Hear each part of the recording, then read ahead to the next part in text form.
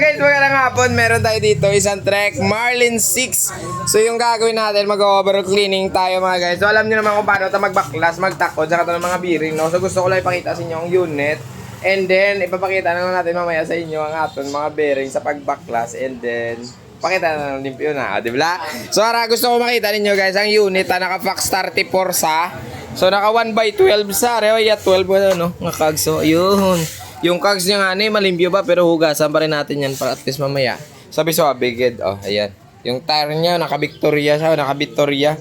And then yung preno niya guys, naka-speed 1 siya na quad piston. Wow, grabe yung bike ni boss. Sobra-sobra namin di limpyo tadan na ya. So tara, abang-abangan ninyo mga guys, magbuklas muna tayo. Hindi pala ako sa inyo ang mga kaikuan niya sa iya ngayon. Tara. Padalom, oh, padalom. Dua. Na, gawin sa pa. Na, oo, grabe. Sabi nga, ugot nila ba? Jaga, di ba, lupa, makabuya, hindi na gumab na. Nice. Oh, naka-adapter sa? Dua kilo. Ayos. Ano ba David ako? Ay, gusto ko makita.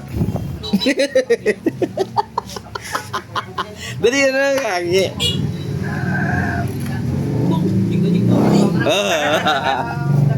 Itakos be. Bumapit ka kaya. Pwede ka lahati, wala problema. Goods na? Oo, pwede na yan. Ba mo nag-adapter sila di taper ang box mo. Pero kung wala nang adapter, sakto-sakto na sa. Di ba? Ba't ko bulihan no? And then, sige lang, i-boxan tayo para isa na lang tayo kapag bad. Yun. Mas lama. Ha? Tiga. Tiga ulo kami. Gago! So, ito na, nabaklas na natin yung mga bearing dito, guys. Pati yung sa ilalim. And then, yung sa bottom bracket natin, nakuha na rin, no? Ayan, ayun rin yung kalabong kago natin, no? Pakita natin mamaya sa inyo yung unod. Tara. Dahil nga mainit ngayon, hugasan muna natin. Tapos ang wheelset na lang karoon natin buksan. Yun. Lamig ka di puta. Para makita na nga aton nga ginobra nga limpyo. Lilimpyoan pa lang. Grabe gilimpyoan niya ni yakag. So doon lapinta na yung kasam. So naka-ratchet type pa siya guys. Weapon. Ratchet Tech. Weapon Pro Animal. Ayan. Naka-ratchet siya. O see. Buso na nila yung pangkas. Naglibiwan. Napilit yan o. Yes, spring. So, ito na nabaklas na natin guys. Palanta ko muna sa inyo. Na. Ayan, nakita nyo? Ito na lang yung nakita kong hindi maganda eh. Meron siyang bearing na mga nilagay pero walang mga cover na yung likod. Wow! Pero yung sa rear, okay pa naman. Ayan. Ayun na, no. Ang side parts, aray sa bearing, sa bottom bracket, and then ito side parts. Linis tayo. So, ayan, banlaw muna tayo guys. Tapos yung wheelset, perfect na gugas pa rin. Sabay natin para matanggal yung mga dumi. Yun, ukas kiki boy. Sa sobrang sipag natin guys, ito na natapos na natin sa paglimpyo ang mga karagalan ng mga kasudlan sa aton Trek Marlin, no? So ayan na yung crankset, ito na yung cogs natin, yung kadena, tingnan nyo naman.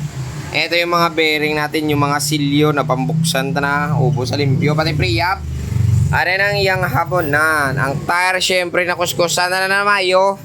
Pamalikta na na ibutang tapadanlog and then palantaw tandagwaya sa inyo. Habang naglalagay tayo na guys ng papadanlog, papaikutin ko na sana. Ito. May time na ayaw umikot to eh. Oh.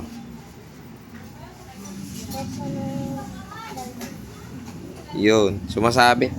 So mga ganitong bearing, hindi na talaga maganda. May part na siya na sa mud.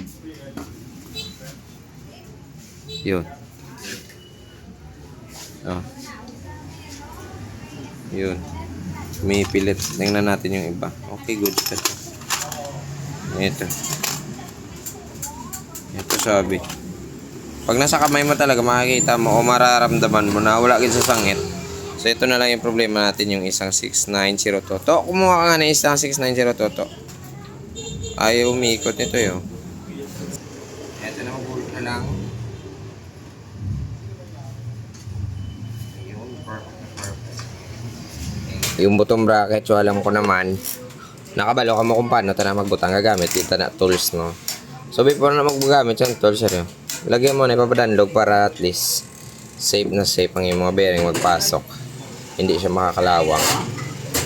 Galing! Ito na magpipress na tayo ng mga bearing, guys. Konti-unti lang. Papasok na naman. Hindi naman siya mahirap kung magtakot ka. So, bali yung magtatanong, ano yung bottom bracket? Token po. Pinagamitan ng SRAM na crankset. Pwede yan. Yun, tingnan mo. Lapit mo. Yun, diba? Okay. Last, nakabit na lang natin, guys, ng kanyang shock. Pero bago yan, maglagay mo na tayo pa doon. And then, soak na ni Tampuaw. Kaya ta? Kaya? Oh, ayan na. Okay, parang hindi marunong magpasulo daw. Oh, ayan. Perfect. So, ara na guys, finally natapos na sa paglimpyo ang atong Trek Marlin. Ayan na. Grabe ka nagway, oh. Ay, sus. Perfect na perfect yan mga guys, ha. Siyempre, yung drive chain niya. Ginimpyohan naman nagyahapon. Crankset, bottom bracket, head parts. Wala na yung tatanin ko nila limpyo ng animal, ya. So, ara, amambal ko lang. Madamang salamat. God bless and... Yara pa!